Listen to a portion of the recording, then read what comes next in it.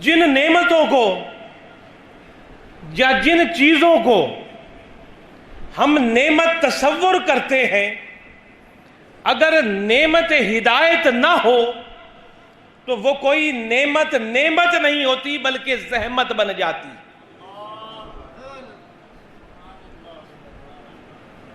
اگر اولاد نعمت تب بنے گی جب اولاد کی نعمت کے ساتھ آپ کے پاس ہدایت نعمت بھی ہو۔ دولت اس وقت نعمت بنے گی جب دولت جیسی نعمت کے ساتھ نعمت ہدایت بھی ہو۔ اگر آپ کے پاس دولت ہے اور نعمت ہدایت نہیں ہے تو وہی دولت آپ کو دوزخ میں لے کر جائے گی۔ قارون کے پاس بھی دولت تھی، اس کی دولت کے خزانوں کی کنجیاں سینکڑوں اونٹ اٹھاتے تھے۔ وہی دولت اگر نعمت ہدایت کے بغیر مل جائے کہ آپ کے پاس ہدایت کی نعمت نہ ہو، ایمان کی نعمت نہ ہو، تو وہی دولت بندہ ایسے کاموں میں خرچ کرتا ہے کہ جو اس کے لیے نعمت نہیں بنتی بلکہ دوزخ کا سبب بن جاتی۔ وہی دولت حامان اور قارون اور فرعون اور بڑے بڑے امیر و کبیر بادشاہوں کے پاس آئی، لیکن ان کے پاس نعمت ہدایت نہیں تھی، تو وہی دولت ان کو گمراہ کر گئی، ان کو دوزخ کا ایندھن بنا گئی۔ لیکن وہی دولت اور وہی بادشاہی نعمت ہدایت کے بعد جب سلیمان علیہ السلام کے پاس آئی تو وہی بادشاہت بخشش کا ذریعہ بن گئی۔ وہی دولت جنت میں عظیم مقامات کا ذریعہ بن گئی۔ وہی دولت جب نعمت ہدایت کے بعد حضرت عبد الرحمن بن عوف کے پاس آئی، جو صحابہ میں سب سے امیر ترین شخصیت تھے، وہی نعمت دولت نعمت ہدایت کے بعد جب عثمان غنی کے پاس آئی تو وہی دولت ان کے جنت کا ذریعہ بن گئی، ان کے درجات کی بلندی کا ذریعہ بن گئی، کیونکہ وہ نعمت دولت نعمت ہدایت کے بعد ان کے پاس آئی۔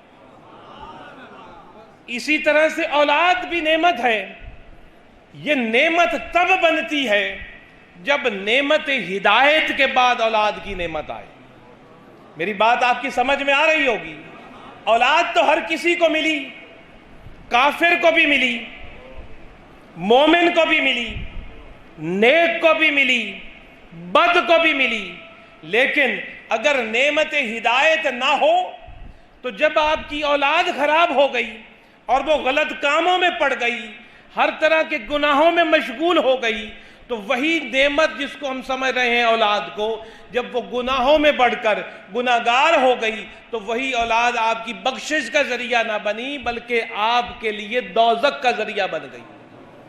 لیکن وہی اولاد جب نعمت ہدایت کے بعد ملی اور آپ نے اس اولاد کو کلمہ پڑھایا اور آپ نے اس اولاد کے پیدا ہوتے ہی اس کے کان میں اذان پڑھی اور آپ نے اس اولاد کو نماز سکھائی اور آپ نے اس اولاد کو روزہ رکھنا سکھایا اور آپ نے اس اولاد کو سخی بننا سکھایا، آپ نے اس اولاد کو جب حاجی بنایا، آپ نے اس اولاد کو جب قرآن سکھایا اور عمل کرنے کے لیے ان کی کوششوں میں حصہ بنے، تو وہی اولاد جب کہیں کہیں جہاں کہاں کوئی نیکی کرتی چلی گئی جو ہدایت نعمت کے بعد آپ کو ملی، تو وہی اولاد اب نعمت بنی آپ کے لیے۔ صحت کو ہم بہت بڑی نعمت تصور کرتے ہیں کہ جس 100 دولتوں سے بڑھ کر صحت ہے، اور بیمار سے پوچھو صحت کیا چیز ہے، تو صحت نعمت تب بنے گی جب ہدایت نعمت کے بعد صحت ملے گی۔ اگر خالی صحت مل جائے تو آپ اسی جوانی سے بدماشیاں کرتے پھرو گے، آپ اسی صحت سے لوگوں پر ظلم کرو گے، آپ اسی توانائیوں کو اللہ اور اس کے رسول کی نافرمانیوں میں گزارو گے، کیونکہ آپ کو علم ہی نہیں کہ جوانی جیسی صحت کو کہاں گزارنا ہے، کیونکہ ہدایت آپ کے پاس نہیں ہے تو وہی صحت جیسی نعمت بھی آپ کے لیے زحمت بن کر آپ کو دوزخ میں لے جائے گی، کیونکہ آپ نے اپنی صحت سے وہ تمام غلط کام کر دیے جو اللہ اور رسول کو ناپسند تھے۔ لیکن وہی نعمت صحت آپ کو نعمت ہدایت کے بعد اگر ملی، ہدایت مل جانے کے بعد وہ نعمت ملی، وہ صحت ملی، تو آپ اپنی جوانی اسی رب کی اطاعت میں گزارو گے۔ آپ کا اٹھنا چلنا پھرنا اسی نبی پاک صلی اللہ علیہ وسلم کی سنت کے تابع ہوگا۔ آپ کی جوانی کی صلاحیتیں اللہ اور اس کے رسول کی فرما برداری میں گزریں گی۔ تو اب نعمت ہدایت ملنے کے بعد جب وہ نعمت صحت ملی تو میرے محترم دوستو، وہی صحت آپ کے لیے بخشش کا اور جنت کا ذریعہ بن گئی۔ اس لیے میرے دوستوں اور عزیزوں اور بزرگوں اور بھائیوں، ہر نعمت رب سے طلب ضرور کیا کرو، لیکن جو سب سے بڑی نعمت ہدایت ہے، جو ہمیں قرآن کے روپ میں ملی، جو رمضان کے روپ میں ملی، یہ ہدایت کا نسخہ جو ہمارے ہاتھوں میں ہے، یہ ہدایت کا نسخہ جو ہمارے گھروں کی الماریوں کی زینت بنا ہوا ہے، ہمارے مساجد کی محرابوں کی زینت بنا ہوا ہے، اس ہدایت رہنمائی، اس ہدایت جیسی نعمت قرآن حکیم پر قدم اٹھاؤ، تیرا ہر فعل ہر عمل ایسی نعمت بنتا چلا جائے گا، تو جدھر قدم اٹھائے گا نیکیاں ہی لکھتی چلی جائیں گی، تو جدھر نگاہ اٹھائے گا لوگوں کو فیض ملتا چلا جائے گا، جو جدھر توجہ کرے گا گناہگاروں کو نیک اور دوزگیوں کو جنتی بناتا چلا جائے گا، شرط کہ نعمت ہدایت تیرے پاس ہو۔ یہ نعمت ہدایت قرآن ہے، نعمت ہدایت نبی پاک صلی اللہ علیہ وسلم کی ذات ہے، نعمت ہدایت صحابہ کرام کی زندگیاں ہیں، نعمت ہدایت اہل بیت عظام کی پاک ہستیاں ہیں، نعمت ہدایت اللہ کے برزگیدہ اور نیک بندے ہیں، اور آپ کی اور میرے لیے نعمت ہدایت قبلہ سید محمد عبداللہ شاہ رحمت اللہ علیہ کی ذات پاک ہے۔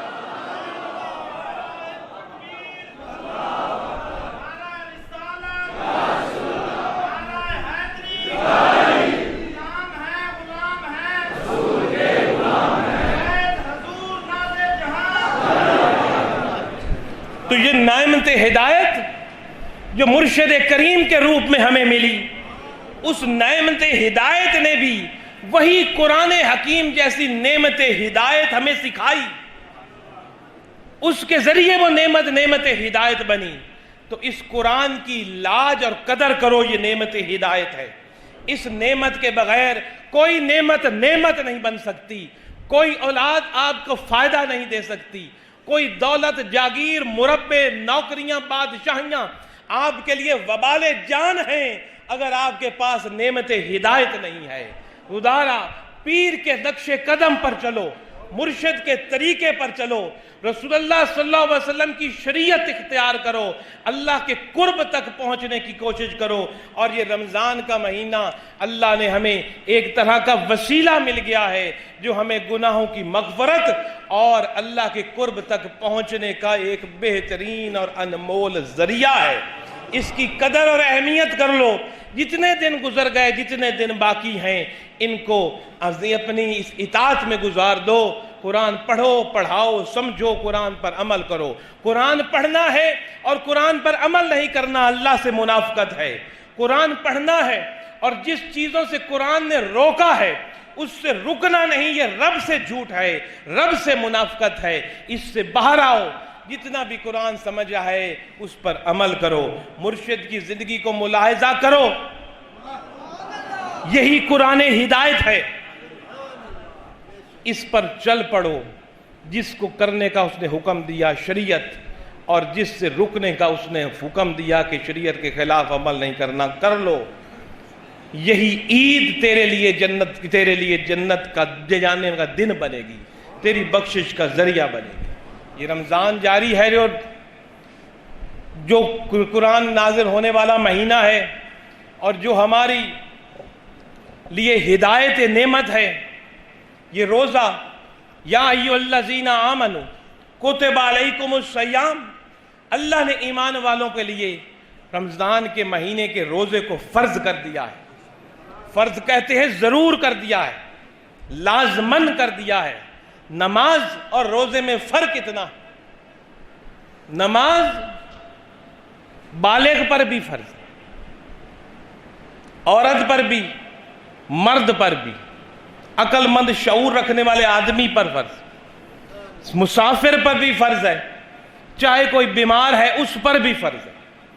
रोज़े में ये सहूलत है कि जनाब ये सिर्फ बीमार और मुसाफिर के लिए इसकी कज़ा का हुक्म दिया है, माफ़ी नहीं है, माफ़ी नहीं है। सफ़र में है तो सफ़र के बाद, आज का सफ़र कोई सफ़र नहीं। मुख्तलिफ इमामों ने जनाब 3 दिन से ज़्यादा सफ़र को सफ़र कहा है, और आजकल 3 दिन का सफ़र कहाँ है, मैं आपसे पूछता हूँ। आप अगर यहाँ से मदीना भी नबरा भी जाएं तो 3 दिन का सफ़र नहीं। आप यहाँ से ज़मीन के दूसरे हिस्से पर भी चले जाएं तो 3 दिन का सफ़र नहीं है। 3 दिन की मुसाफत को या उससे ज़्यादा की मुसाफत को सफ़र कहा गया है। और उस वक्त में ऊँटों के काफ़िले जिस रफ्तार से सफ़र करते थे 3 दिन उसके ज़्यादा, वो तकरीबन 54 मील बनता था, वो करते थे। लेकिन आजकल इतनी सहूलतें हैं कि आरामदेह गाड़ी में, एयर कंडीशन गाड़ी में बैठकर आप 54 मील से ज़्यादा का सफ़र कर सकते हैं। और अल्लाह ने खुद फरमाया कि अगर कज़ा है सफ़र में, लेकिन अगर रख लो तो बेहतर है। अगर कोई उस 3 दिन की मुसाफत में ऊँटों पर बैठकर, रेगिस्तान में भी कज़ा तो है, लेकिन अगर रख लेता है, उसकी इतनी अच्छी सेहत है तो बेहतर है। और फिर आजकल तो अगर कोई एयर कंडीशन गाड़ियों में बैठकर भी ना रखे तो गफलत है। नहीं रखता, अगर 54-55 मील से ज़्यादा का सफ़र है तो गुनहगार नहीं होगा रोज़ा छोड़ने से, क्योंकि सफ़र इतना है। लेकिन ये एक तरह से मेरे ख्याल में मुनासिब नहीं है कि इतनी आरामदेह गाड़ियों में बैठकर भी आप न रखें, क्योंकि खालिक ने फरमाया कि अगर रख लो तो तेरे लिए बेहतर। इसी तरह से बीमारी में भी जो छूट है रोज़े की, वो भी अल्लाह ने फरमाया कि माफ़ी नहीं है। बीमार को भी माफ़ी नहीं है रोज़े की, लेकिन कज़ा है, बाद में रख लो, सर्दियों में जाकर रख लो, सेहत बहाल हो जाए तो रख लो। लेकिन अल्लाह ने साथ ये भी फरमा दिया कि अगर इस तरह की खतरनाक बीमारी नहीं है जिससे तेरी जान को खतरा है तो रख लो तो बेहतर है। जैसे सफ़र के लिए रख लो तो बेहतर है, बीमारी में भी रख लो तो बेहतर है। शर्त कि ऐसी बीमारी ना हो जिससे आपकी जान को खतरा शाम को पहुंच जाए, या चंद दिन बाद रोज़ा रखने से आपकी बीमारी को खुदा ना खास्ता इतनी उसकी शिद्दत आने का खतरा हो कि आपकी मौत हो सके, तो मौलिज के कहने पर आपके लिए रुखसत है। और ऐसे बंदे के लिए रुखसत है कि फिर वो फिदिया दे दे जो ऐसी बीमारी का शिकार है कि कभी रोज़ा रख नहीं सकता, क्योंकि बुढ़ापा खुद बहुत बड़ी बीमारी है। आपको कोई बीमारी हो ना हो, बंदा 70, 72, 80 साल का है, ये तो खुद एक बहुत बड़ी बीमारी है। और रोज़ा रखने से तो अजीमो शान बीमारियों को दावत देने वाली बात है उस उम्र में जाकर। और उसकी जवानी वापस पलटनी भी नहीं है कि पूरे साल, शायद रमज़ान में बूढ़ा है तो शवाल में शायद जवान हो जाए, वो तो हो नहीं सकता। कि जनाब अब गर्मियों में अगर बूढ़ा है तो सर्दियों में जाकर जवान होगा, तो वो तो हो नहीं सकता। ना जवानी वापस आनी है क्योंकि बूढ़ा है। तो ऐसे आदमी के लिए जिसके पास कतन ताकत ही नहीं है, तो अब वो जनाब फिदिया अदा कर। पहले शुरू में ये रमज़ान का महीने के रोज़े की फ़र्जियत जो है मेरे भाइयों, ये 2 हिजरी को नाजिल हुई। तेरे और मेरे नबी ने जिंदगी के 53 साल मक्का मुकरमा में गुजारे, जिनमें से 40 साल तबलीग नबूवत से पहले के और 13 साल तबलीग नबूवत के बाद के हैं। तो उसमें रोज़ा का कोई मौजूद नहीं था तसव्वुर। मदीना मुनव्वरा पहुँच कर भी पहले साल रोज़ा नहीं था। सन 2 हिजरी में روزے کی فرضیت آئی، پہلے حکم آیا کہ روزہ رکھو، اور اگر نہیں رکھنا چاہتے تو فدیہ دے دو، اور پورے کے پورے مہینے آپ عمل زوجیت نہیں کر سکتے۔ لیکن اس کے بعد یہ حکم آ گیا کہ رمضان کی راتوں میں تم کو اجازت ہے اپنی بیوی کے پاس جانے کی، لیکن دوران روزہ نہیں۔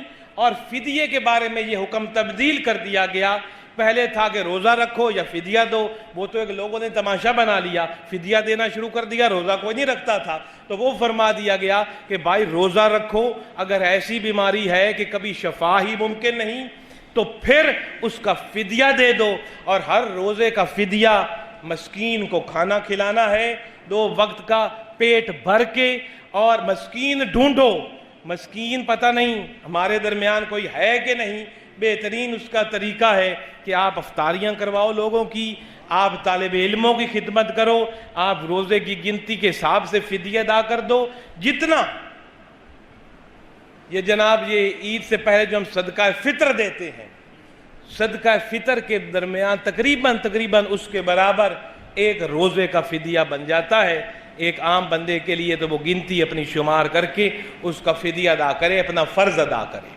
یہ جو نہیں کرتا، جو طاقت کے باوجود فدیہ نہیں دیتا، جو طاقت کے باوجود رمضان کے بعد ان روزوں کی قضا نہیں کرتا، جو رمضان میں دوران بیماری یا سفر میں اس کے قضا ہو گئے، وہ شخص شدید ترین گناہگار ہے، اور اس کے اگلے رمضان کے روزے بھی قابل قبول نہیں ہیں جب تک کہ وہ اس رمضان کی وہ قضائیں اپنی ادا نہیں کرے۔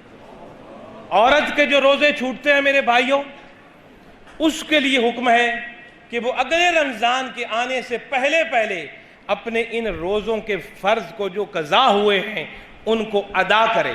آج ہم کچھ ایسے ذہنی سوچ ہماری بن گئی ہے کہ ہم نے فرائض کو، ہم نے سنتوں کو اور ہم نے نوافل کو گڑبڑ کر کے رکھ دیا ہے کہ فرض کیا ہے، سنت کیا ہے، نفل کیا ہے۔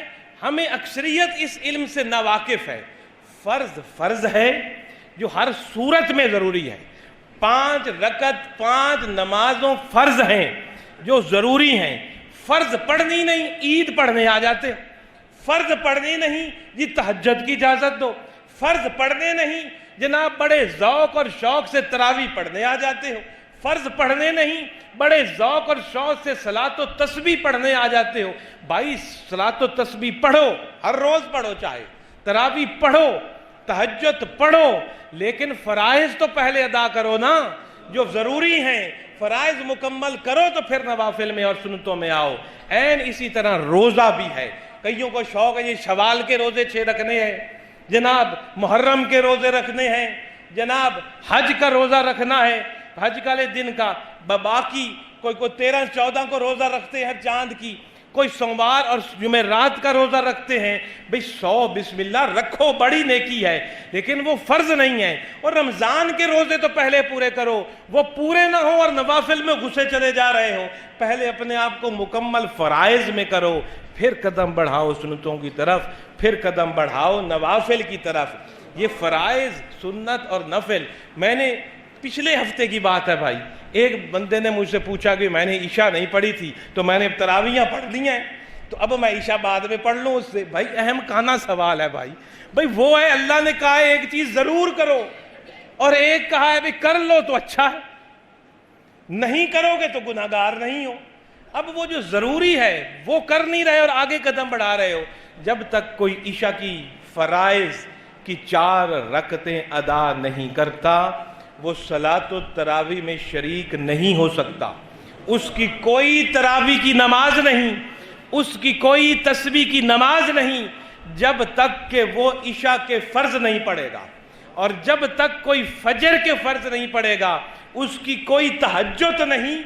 فرض ضروری ہے، یہ عظیم کام ہے، کرو تو بڑی اچھی بات ہے، فرائض پہلے۔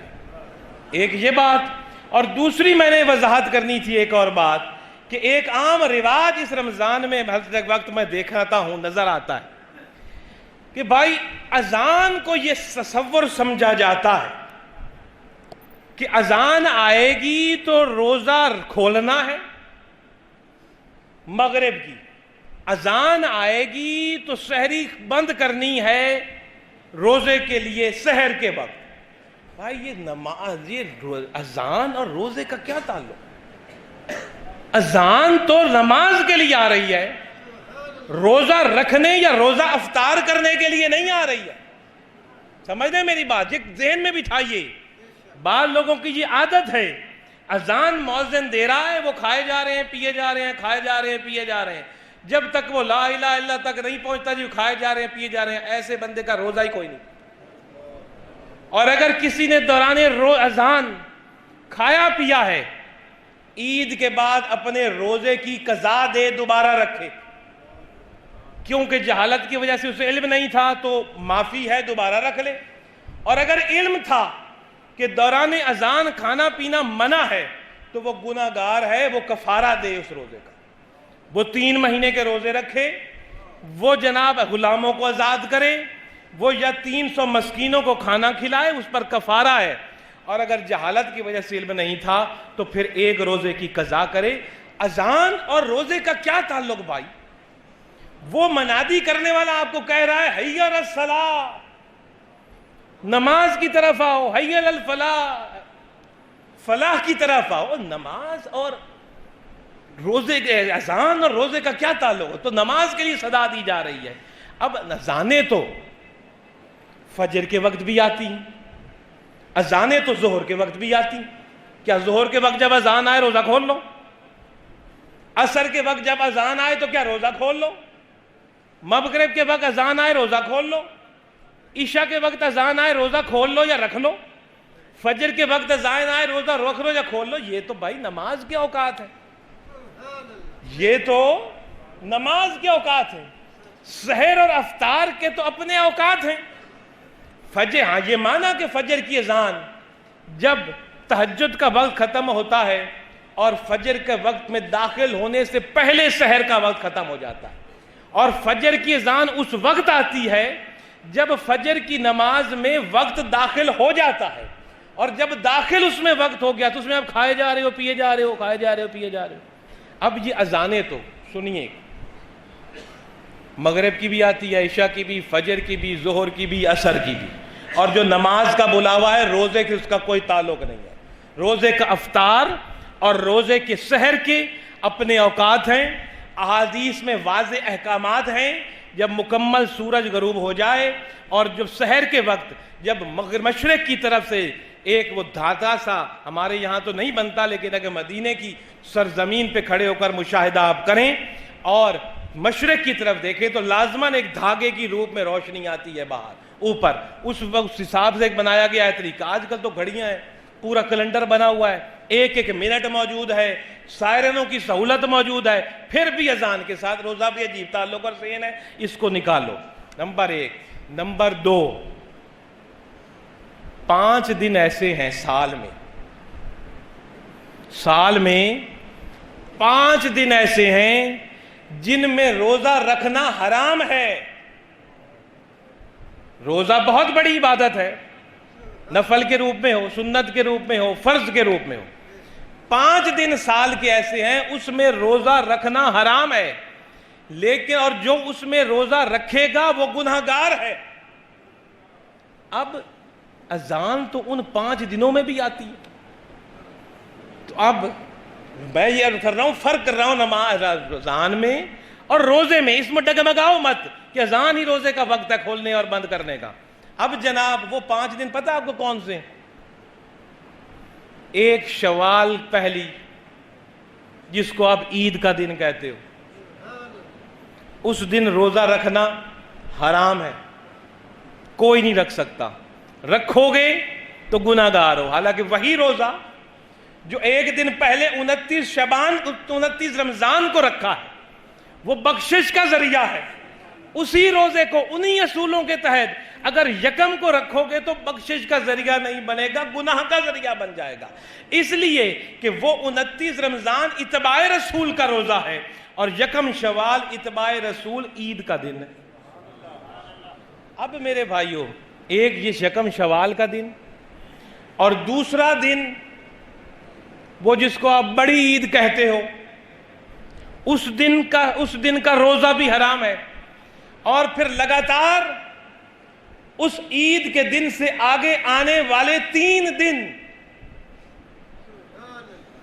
10 ذی الحج کا دن، 11 ذی الحج کا دن، 12 کا دن، 13 کا دن اور 5واں یکم شوال کا دن، ان 5 دنوں میں روزہ رکھنا حرام ہے۔ جو رکھے گا نیکی نہیں کر رہا، گناہ کر رہا۔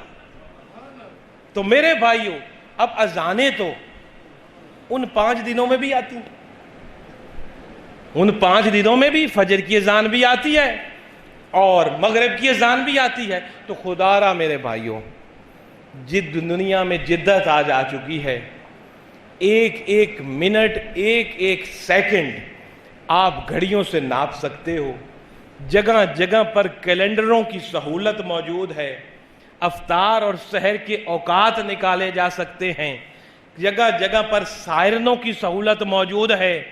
اس پہ روزہ افطار اور روزہ رکھنے کا وقت مقرر کرو، اور جہاں پر سائرن کی سہولت موجود نہیں ہے، برائے مہربانی ان مساجد سے، وہاں کے مولویوں سے میری درخواست ہے کہ اذان سے پہلے مغرب کے وقت، مغرب کی اذان سے پہلے سپیکر میں اعلان کیا کریں کہ بھائیوں روزہ افطار کر لو، اس کا وقت ہو گیا ہے۔ نماز کے لیے جو اذان دی جائے گی وہ بعد میں دی جائے گی، چند منٹ کے۔ اسی طرح فجر کے وقت اگر کہیں سائرنوں کی سہولت موجود نہیں ہے تو وہ مؤذن، وہ مولوی حضرات اپنی مساجد میں یہ اہتمام کریں اور لوگوں کو اس گناہ عظیم سے بچائیں، اور سیدھی اذان مت پڑھیں، بلکہ چند منٹ پہلے جبکہ سحر کا وقت ختم ہو گیا ہے اور فجر کے وقت میں داخل ہو گیا ہے وقت، اعلان کریں سپیکروں سے کہ جناب روزہ رکھنے کا وقت ختم ہو چکا ہے، اب کوئی کھائے پیے نہ، اور نماز کے لیے اذان چند منٹ کے بعد دے۔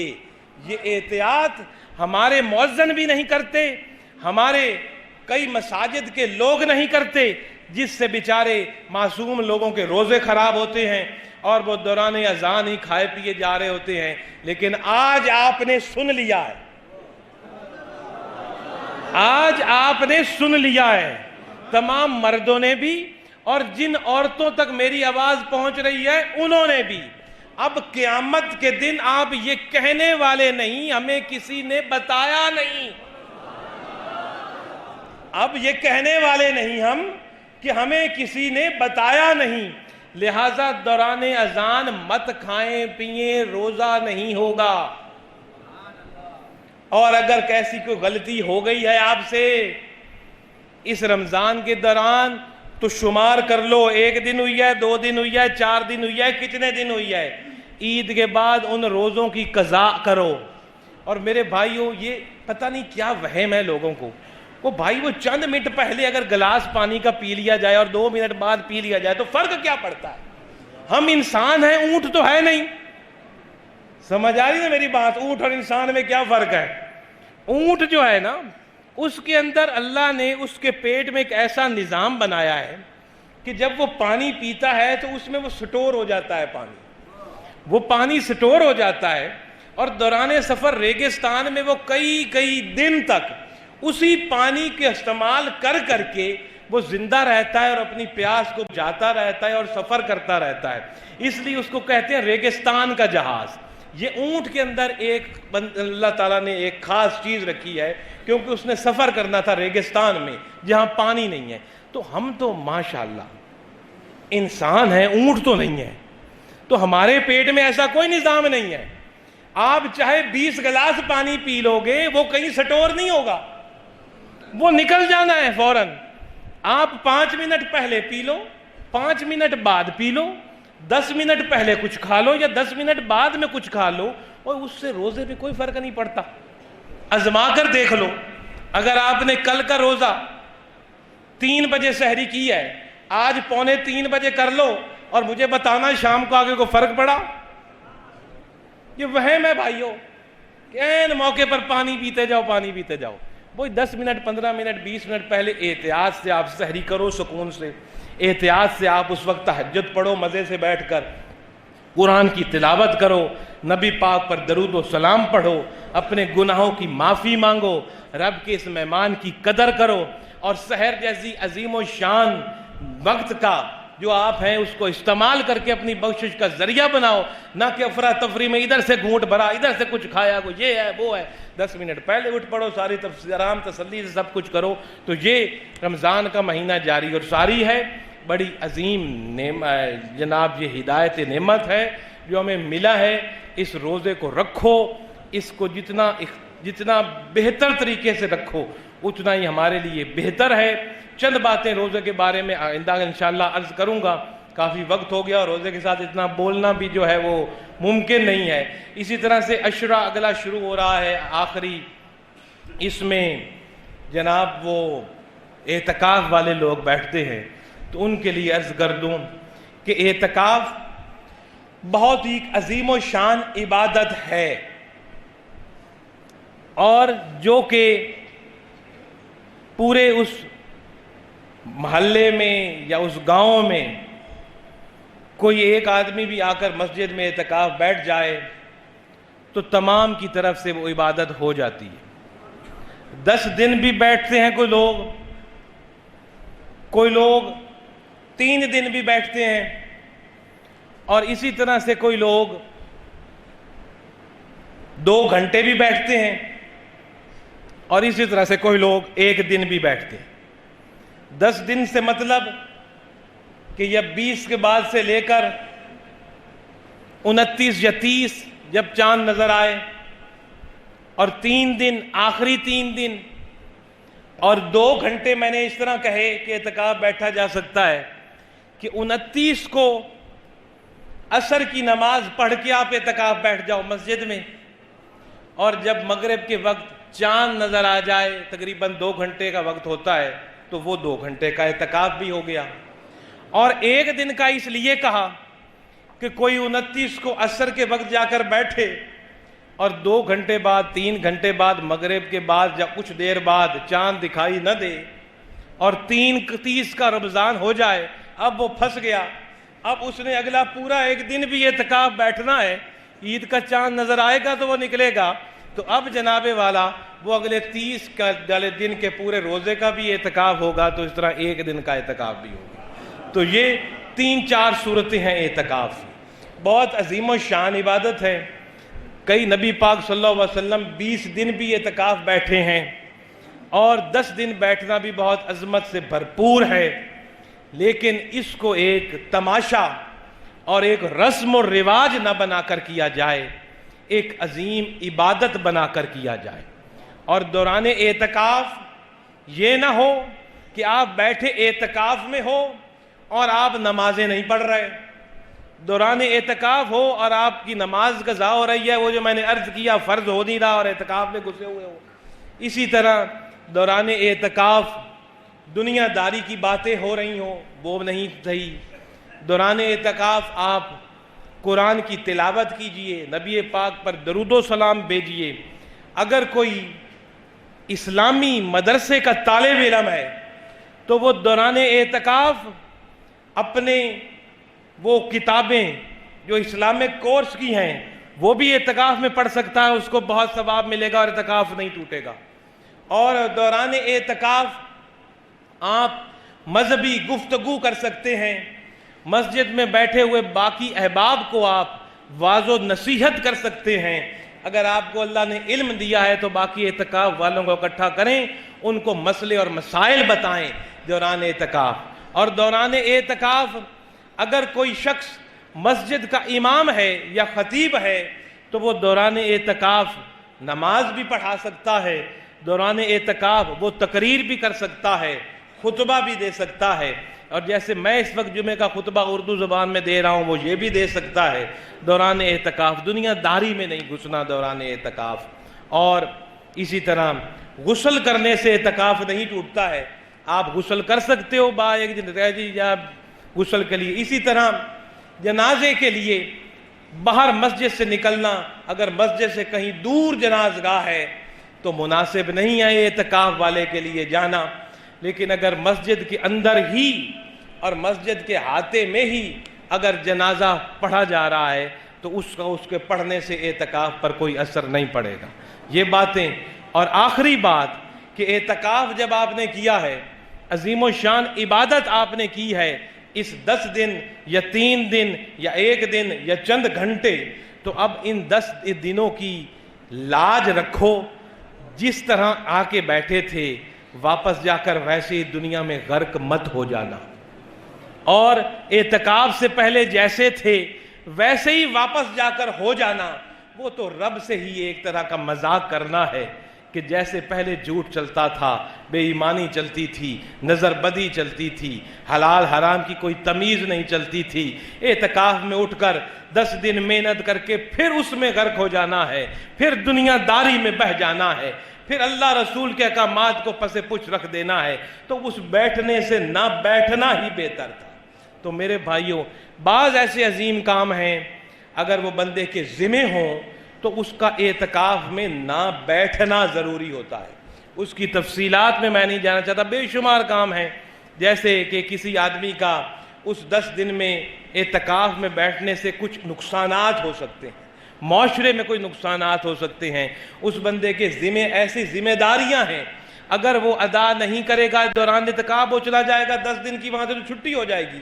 اس سے بنی نوع انسان کو نقصان پہنچتا ہو، اس سے دین کے کچھ کاموں کو نقصان پہنچتا ہو، اس کے لوگوں کی دکھ درد میں کچھ اضافہ ہوتا ہو، اس کے وہاں 10 دن جانے سے تو بہتر ہے کہ اپنی وہ ڈیوٹی ادا کرے دوران اعتکاف جانے کے. پھر کبھی انتظار کرے فرصت کے لمحات کا کسی رمضان میں، تو اس میں جا کر دوران اعتکاف رمضان میں جا کر بیٹھ جائے. ان چیزوں کا خیال رکھیں. اور یہ جو لوگ گھونگھٹ نکال لیتے ہیں، یہ گھونگھٹ کہاں سے آ گیا جناب اس کے اندر اعتکاف کے اندر کہ جب کپڑا اوپر کی ہوا ہے شکل کسی کو نہیں دکھانی. یہ ہے بھائی آپ کوئی بی بی بن گئے ہو یا کوئی با پردہ ہو گئے ہو، کیا مسئلہ کیا ہو گیا ہے یہاں جناب؟ یہ اعتکاف میں بیٹھنے کا کسی کو منہ نہیں لگنا. بھائی وہ آپ تو اللہ کی عبادت کے لیے اس کے گھر میں جا کر بیٹھے ہو، اس میں شکل چھپانے کی بات تو نہیں. شکل دکھاؤ، ناز کی بات ہے. بندہ وہاں بہتر ہے اپنی شکل دکھائے بھی. میں بات آپ کو دیکھ کر شاید کوئی اور بھی رشک کرے اور وہ بھی اعتکاف میں بیٹھ جائے. چھپانے کی بات نہیں ہے میرے بھائیوں. تو اعتکاف میں بیٹھے ہوئے لوگوں کی خدمت کرنا بھی بہت ثواب ہے. ان کو خدمت کیجئے.